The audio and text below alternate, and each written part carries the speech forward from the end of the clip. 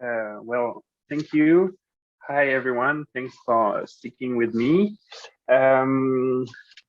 So today, what I want to discuss are some models of statistical mechanics, and maybe also just the terminology and the various types of models that one can encounter. So just as I know I've already written that last time, but just as a reminder of where we stand, what we need to do statistical physics is the holy trinity. We need a state space with a volume measure on dv on gamma. We need a Hamiltonian function h from gamma to r, and then we need some kind of ensemble, and we're going to choose the canonical one, so the one that's which is such that the probability of observing a state is proportional to E minus beta h, where beta is 1 over the temperature. Okay, so as long as you're fixing some space with a measure on it and some reasonable energy functional on gamma, you can do statistical physics if you want. And that's, if you want, that's a model of statistical mechanics. And there's a first distinction between models. There are two big families of models.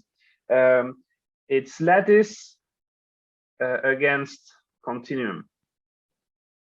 And it seems like a technical distinction, but it's a very deep and like it's not just technical.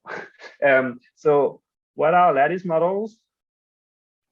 In lattice models, well, you fix a lattice in RD. Maybe you fix a sublattice, so maybe it's going to be the intersection of the lattice and some big box because you're working in a finite portion of space. So maybe inter some large box. And if you do that, you have a smaller phase space. So the particles in that context, they must live on lambda. They have to live at one vertex. They have to be placed at one vertex of the lattice.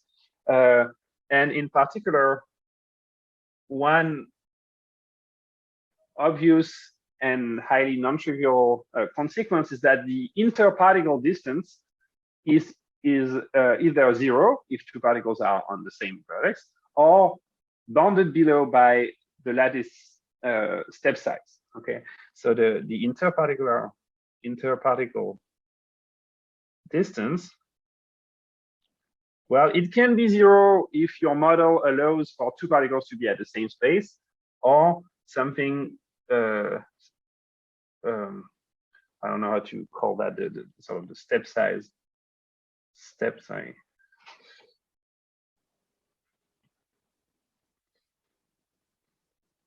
There's probably a better term than step size, but I think you understood what I meant, which is a strictly positive constant. Okay, and the phase, if we stop here, we have a finite or countable set of possible positions.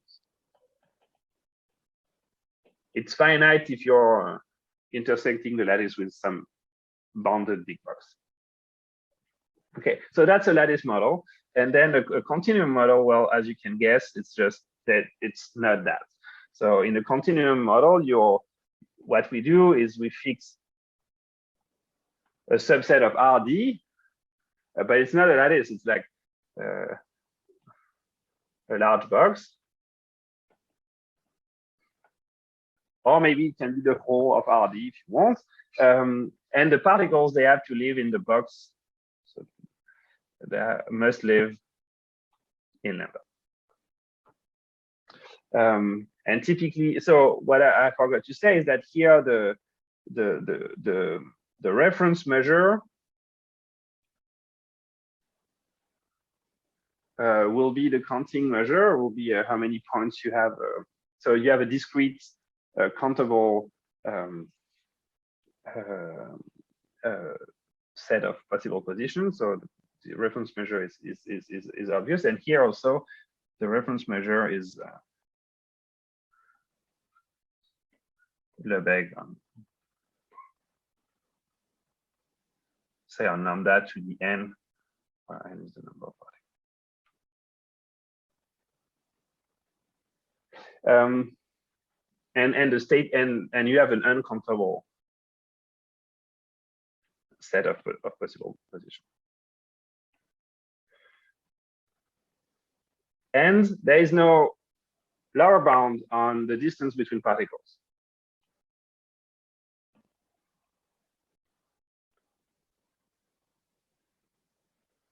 Okay. It turns out that there is a lot more literature on the lattice case than on the continuum case, and that extending results or models from lattices to continuum is usually difficult, if not impossible. So lattice situations are much more studied, and going from there to their analogous continuum situations, or treating continuum systems is usually harder. It can be just technical, or it can be really difficult. And in particular, maybe one as a teaser, if you want, there are lots of proofs. So there are many proofs of phase transitions, and I'm going to talk about phase transitions next time, or on Friday, for lattice systems. And there are extremely few results that rigorously prove some kind of phase transition for a non-trivial continuum model, and very few for continuous systems, continuous situations. Okay, so that's one divide, and so, for example, the book that I mentioned at the very beginning of my lecture, the book by Friedel and Bilyk, it's Statistical Mechanics of Lattice Systems, and a lot of the general theory that they developed could be developed for the continuous case with some technical modifications, but there are also lots of things that have no equivalent or no known equivalence to the continuous. Another possibility in order to define your statistical physics model is to specify the nature of the particles. So by default, you just have simple particles, and the only property that they have is their position on the lattice or their position in RD. So they are only identified by their position in lambda. And so the phase space in that case will just be lambda to the n, where n is the number of particles. But in many situations, the particles don't only have a position, they also carry some intrinsic property, which we could call, in sort of a general term for that, could be a mark. So they are somewhere in space, but they also have some kind of property. They have some tag, some label, some mark, and the mark, it belongs to some mark space. It could be anything really, and we need some measure on this. And then the phase space will be the set of n tuples of things of the form xi mi. This is the position in lambda, and this is the mark in mark space.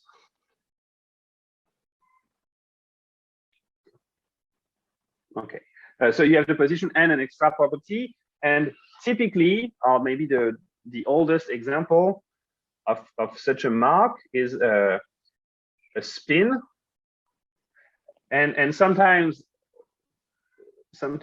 it's so this idea is so present that sometimes you just call it a spin system. So sometimes lattice. So sometimes marks are just called spins, and even if this property, if this mark has nothing to do with a physical spin, it's just called a spin out of habit. Okay, so sometimes called spins. Because the original example is you're somewhere on a lattice and you have a spin that can be +1 or -1. That's the framework for the Ising model, and based on that, people have generalized this notion of spin in many different ways, and the word spin has stayed. And so what I mean by that is that you may read a paper where they talk about spins, and you may look for the physical spin forever because there is no physical spin. It's just some kind of extra property that is called a spin out of habit. Okay. So so that's another distinction that you may have between models. Some models, they just have position. Some models, they have a spin that's +or -1. Some models, they have a spin that's more general, and some models have very abstract spins. And then, well, obviously maybe the most obvious distinction between the models are what kind of interactions between particles appear in the model. So what is h of x? This energy. So x belongs to gamma phase space, and gamma could be of this form, or maybe gamma will be lambda times mark to the n. If you have a mark, a spin. Okay. So what is h of x made of? And well, it could be anything. Okay. But typically, what you will find are things that are called one-body interactions and two-body interactions, and you could have anything else, but it's rare. So one-body interactions, it's just you have some potential V, and it's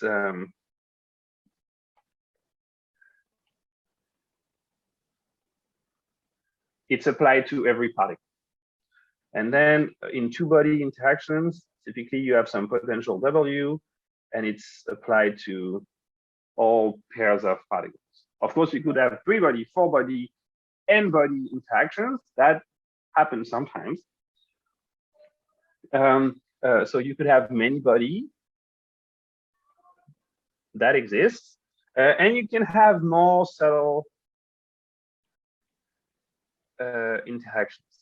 For example, there are interactions that are defined out of geometric properties of the particles in space. So, for example, you draw a Voronoi diagram, and you say that particles interact only with their neighbors on the Voronoi diagram. So there's a notion of neighbor that is geometrically dependent on the global situation of the particles, and you could mediate the interaction like this. Because one thing I should say is that for this two-body interaction, here, in some cases, and these cases are frequent. In some frequent cases, in the lattice case, W is not zero only for pairs of neighbors in the lattice.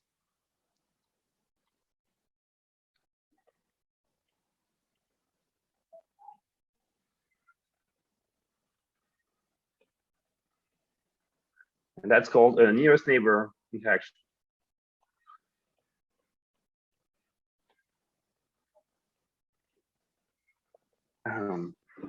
But as I said, even in a continuum setting, you could define some kind of nearest neighbor interaction in the obvious way, or in some kind of involved way if you look at geometric properties of the particles. Okay. And why do people stop at one and two body interactions? Well, first of all, it's already pretty complicated.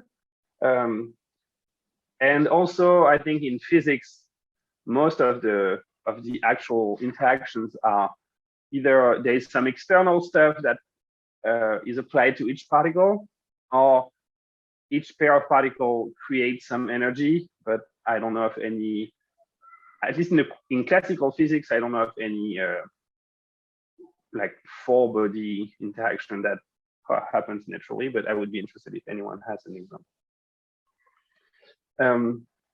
Okay, so I've started discussing this pair potential. So W is the pair potential, or the interaction potential. And typically, so W will be a function from RD to RD to R, or maybe from lattice times lattice to R if we are in a lattice system. And typically what happens is that it's a symmetric function that only depends on the distance between the points. So that's typically if we are in that setting, for example. If you have a continuum system, typically your pair potential does not depend on X and Y, it depends on the distance between X and Y. It's not mandatory, but it's typically the case. And then, so I'm abusing notation here, obviously, but I hope you bear with me. And once we've made that assumption, one very important discussion to have is what is the range of W? And that seems like just a boring classification. It's actually a super important classification that has deep physical consequences. And what do we mean by range? Well, it's not, the problem is that it's not super well defined, and in different settings we'll have different answers. But what is meant is how far is one particle, say at 0, felt. So if you know that there is a particle at 0, how much does it impact particles that are far away? But that's still not a super well-defined question. Okay. So in practice, what you look at the large distance behavior of W. And you're asking, okay, what does it do? And typically you want to enforce that the pair potential goes to 0 at large distances. There are examples where it's not the case, but so typically you need that, and in fact you need that happens at a certain speed. So if that happens like r to the minus d minus epsilon, where epsilon is positive, then we'll say your short range. And if you decay, but slower than 1 over r to the d, then your long range. And this is an important distinction. So in the short range case, one can do simple computations that allow one to understand why it's called short range and why it's kind of a nice setting to work with. In the short range case, say we have particles on ZD, and say also that your system imposes that there is at most 1 particle per site.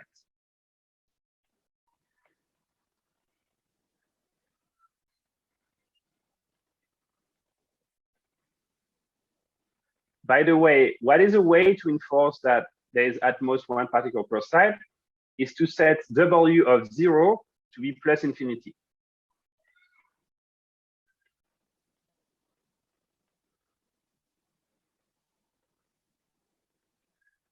And that's called a hardcore condition. It's a hardcore condition. So if W is plus infinity, then you can't have 2 particles at the same place because they would contribute to W of 0 to the energy. And if W of 0 is plus infinity, it means your energy is infinite. And given the way we define our ensemble, that would have probability 0. Okay. So say we are in such a situation,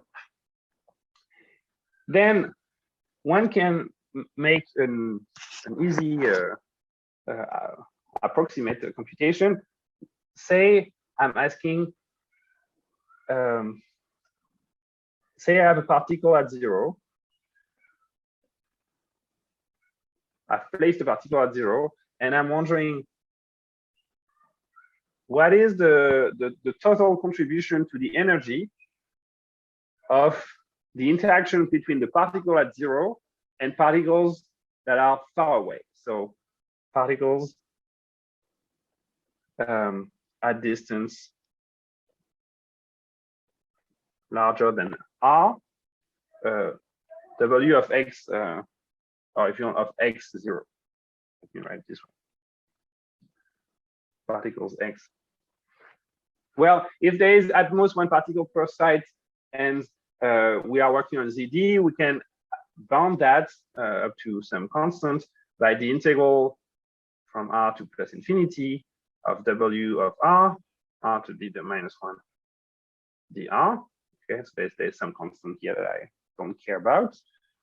And you can see that if W of r behaves like r to the minus 1 minus epsilon, then this will be like r to the minus epsilon, and this will go to 0 as r goes to plus infinity. So a consequence is that if you're short range, it means that if you place a particle somewhere, and if you look far enough away from that particle, all the particles that are at a large enough distance, they don't care about the fact that there's a particle at 0, because the interaction between them and your particle is essentially 0. And this is very interesting, or this is very helpful. In particular, it has the following consequence. If you have a big system that's made of 2 subsystems, maybe say this is lambda tilde 1 and lambda tilde 2. And if you take some margin, so say they are very large, they are very, very large. Okay, they are so large that I can take some margin of security here of size r, where r is itself large, and still they are very large compared to r. Okay, so maybe they have size T, and T is much larger than R, and R is much larger than 1. Okay, and I will call lambda 1, lambda 2 the things that are inside. Then what I claim is that h of lambda 1 combined with lambda 2 is almost, the energy is almost added. Why? Because each particle in lambda 1 is at distance, or actually that's it's not correct. It's to first order. Obviously, there's not an equality, right? Is that distance bigger than r than 2 from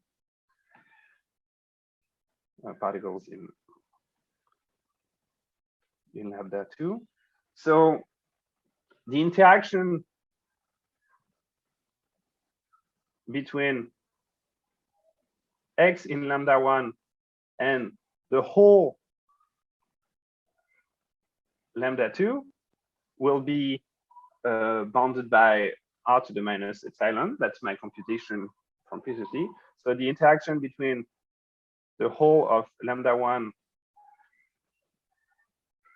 and lambda 2 will be bounded by, say, t to the d, which is the number of particles. Say we're on lattice, it's the number of particles in lambda 1 times r to the minus epsilon, and that's much smaller than t to the d. Okay, and on the other hand, we expect from also from a heuristical computation, h of lambda 1 and h of lambda 2 to be both of order t to the d. Okay, so to first order, the interaction between lambda 1 and lambda 2 can be neglected, and you have almost additivity. So spatial additivity of the energy. But then you could say, well, yeah, but the full system is lambda tilde, it's not lambda. Well, on the other hand, if you only have a thin strip, you expect the contributions from that thin strip here to be also of lower order, because you're taking a negligible portion of the volume when you're computing. And so plus you expect contribution of the strip. Well, what should it be? Well, the strip is r to the d minus, sorry, it's t to the d minus 1 times r. That's its volume. So that's also much smaller than t to the d. And this almost, so of course in practice you need to compute this. So you need good bounds, good / rigorous bounds on the almost additivity. Okay. But that's if you manage to prove some kind of almost additivity of your energy, then you're on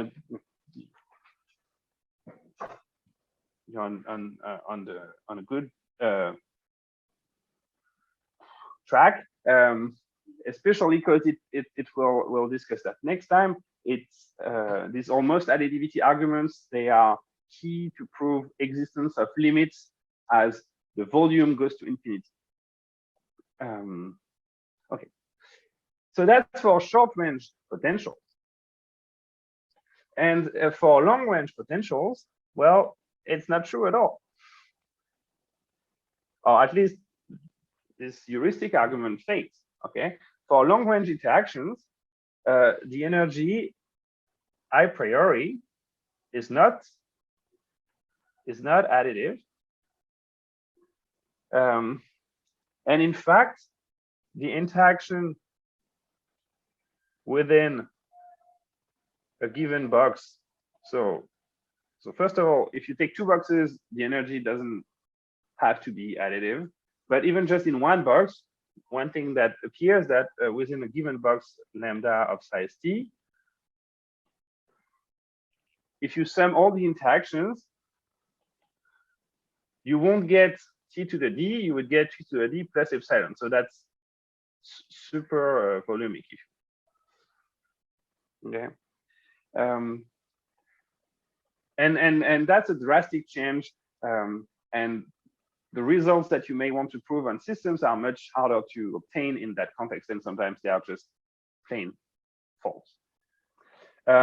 You may notice that in my computation of integrals, I have only, or here, if I want to prove this, I'm only looking at the large distance behavior. I'm not caring at all about the short distance behavior, and it could be wild.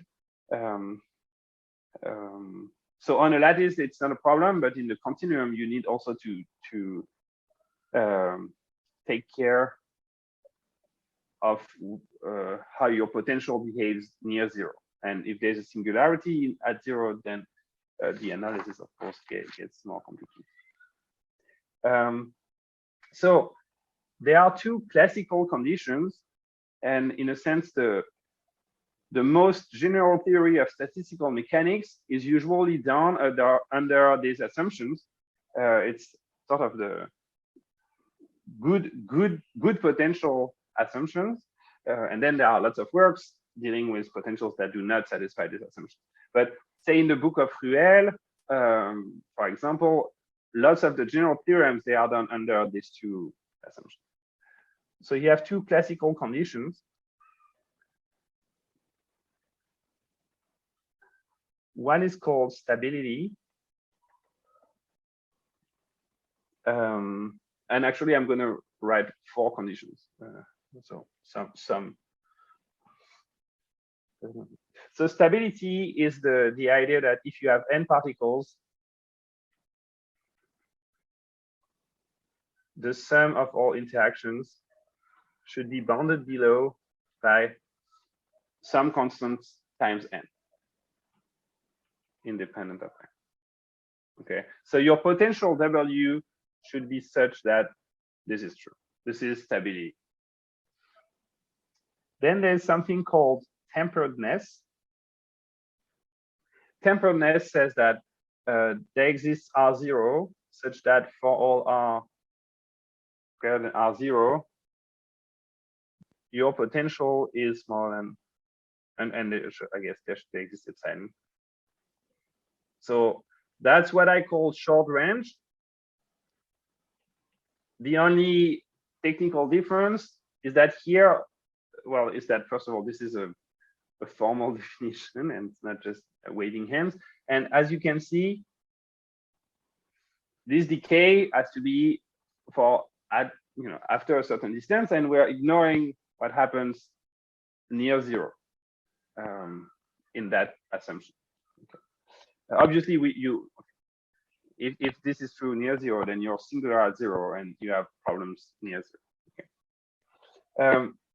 There's something, I'm just mentioning it because you see it appearing in a couple of places. There's something called superstable, and superstable just means that you can be written as the sum Wn plus W2, where this is stable and this is positive and strictly positive.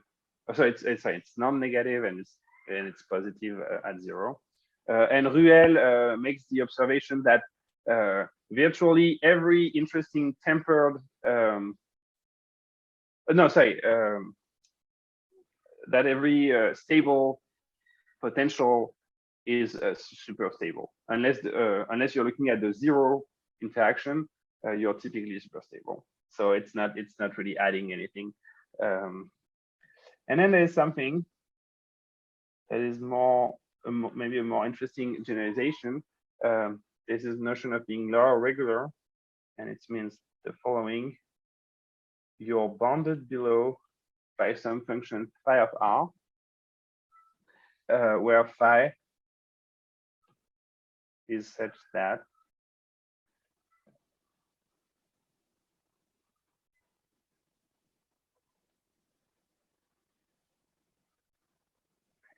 and so in a sense that's a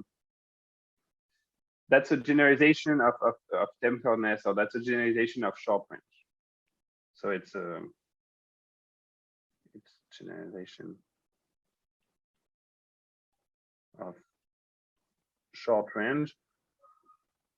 As you can see, it's just you're replacing a speed of decay, like a pointwise speed of decay, by something that's more an integrated speed of decay. Okay.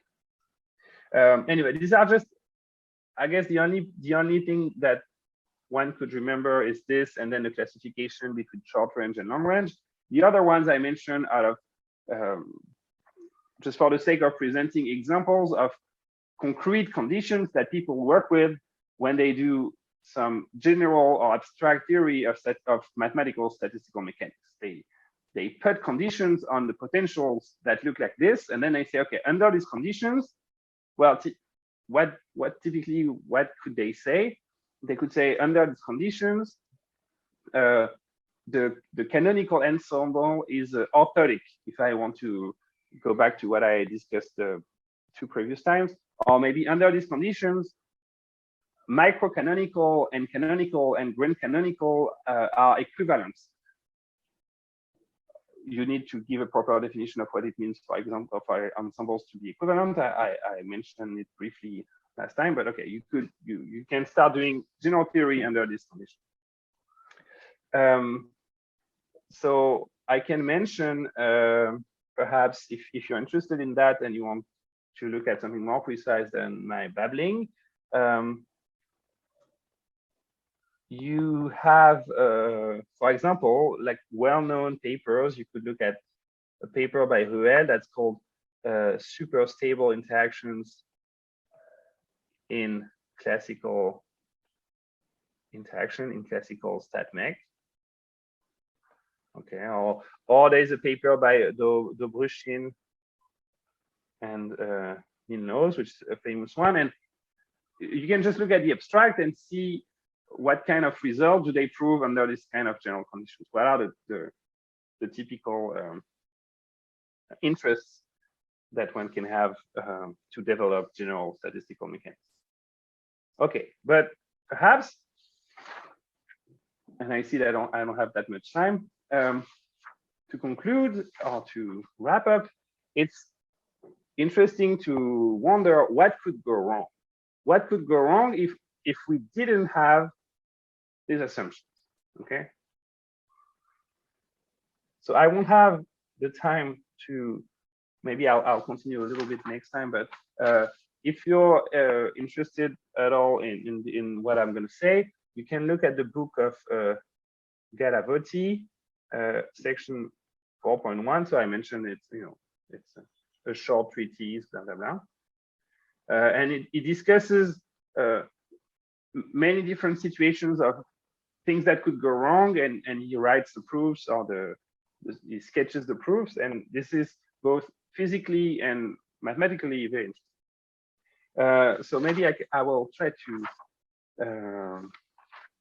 okay, I will try to mention a couple in reduced time.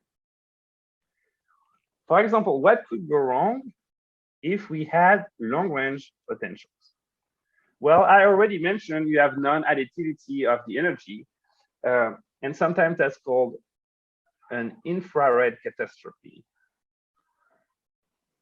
I like it. It sounds like a science fiction horror movie. So, for example, if you have long-range repulsion, then there's a risk of evaporation. And if you have long-range attraction, there's a risk of close pack. Or Galavotti calls that coalescence. We can discuss that in a minute, because that's the more the more physically relevant. That's what happens with stars, for example.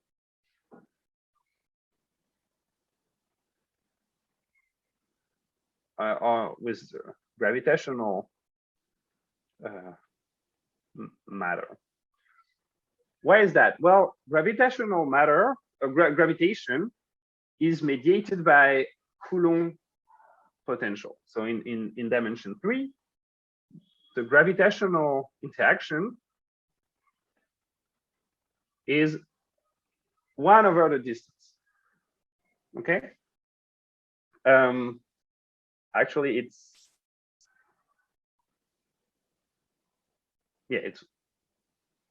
minus 1 over the distance because it's attracted. Okay. So if why is it, why is the difference relevant? Here, if you have 2 points that are super close, you have a very negative energy.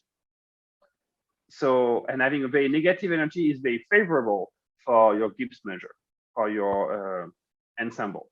Okay. And if you have particles that are far away, then the interaction is 0. But 0 is way worse than minus infinity in terms of energy.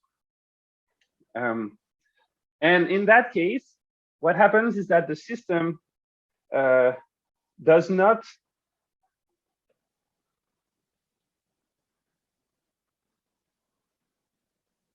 occupy the whole box, the whole space. So in your phase space, say you have n particles in a big box here. In your phase space, the 2 following situations exist. One is having particles that are nicely spaced, and they tend to occupy the full box. Okay. And one would be to have particles that are very closely packed. Maybe they have some hardcore, like, it's you have planet Earth and the moon, and they have it's not just a point, they have some kind of shell, so they can't be too close, they have to be at some distance, but they are as close as they are allowed to be, and there's a emptiness between. Okay, which is, by the way, what happens in the universe. The things do not matter does not occupy the full space. It's grouped in dense packets, right? So these 2 situations, situation 1 and situation 2, which is a close packing, they both exist in phase space. They are both, acceptable elements of your phase space. So what is interesting is that you can do the computation and prove that one is favored compared to the other. Okay, and maybe I can leave it. Here's my suggestion, because I'm out of time. If you're curious at all about this, let me just frame the problem a little bit more precisely, and I leave it as an exercise to do the computation. It's a very formative computation. You don't have to do the computation in full precision, but okay. So let's say maybe we're in dimension 2, and we have big boxes of size square root of n, and we have n particles. Okay, and in situation 1, the particles, say they are at distance of order 1 from their nearest neighbor.